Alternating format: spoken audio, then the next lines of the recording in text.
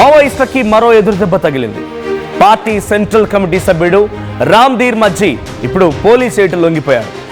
రామ్దేర్ పై ₹1 కోటి రివార్డు కూడా ఉంది. మజుతో పాటుగా మరో 25 మంది మావోయిస్టులు కూడా లొంగిపోయారు. మాజీతో పాటుగా మరో 25 మంది మావోయిస్టులు కూడా లొంగిపోయారు.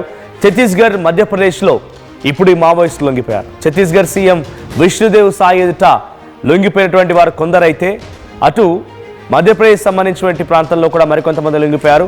సో లొంగిపోయిన మావోయిస్టుల నుంచి భారీగా ఆయుధాలను కూడా స్వాధీనం చేసుకున్నారు. సో రామ్దేర్, ఆ పైన ఫోటోలో కనిపిస్తున్న వ్యక్తి ఆయనే రామ్దేర్. సో కేంద్ర కమిటీలో ఆయన కూడా చాలా కీలకంగా ఉన్నారు. సో రామ్దేర్ లొంగిపోవడం ఇప్పుడు మావోయిస్ట్ పార్టీకి ఇదొక బిగ్గెస్ట్ ఎదురుదెబ్బని చెప్పాలి. పార్టీ సెంట్రల్ కమిటీ సభ్యుడిగా ఉన్నటువంటి రామ్దేర్ మజ్జీ, సో మజ్జీ లొంగిబాటుతో ఒక్కసారిగా షాక్ గురయ్యారు. ₹1 కోటి రివార్డు ఉందట ఆయన పైన. సో మాజీతో పాటుగా మరో 25 మంది కూడా ఈరోజు ఛత్తీస్గఢ్, మధ్యప్రదేశ్ రాష్ట్రాల్లో లొంగిపోయారు. సో ప్రజెంట్ మధ్యప్రదేశ్లో లొంగిపోయినటువంటి 10 మంది మావోయిస్టుల పైన ₹2,36,00,000 రివార్డు కూడా ఉంది. వారి దగ్గర నుంచి AK-47 ఇన్సాన్ రైఫిల్తో సహా మరికొన్ని అప్గ్రేడ్ టెక్నాలజీకి సంబంధించినటువంటి ఆయుధాలను కూడా పోలీసులు స్వాధీనపరుచుకున్నారు.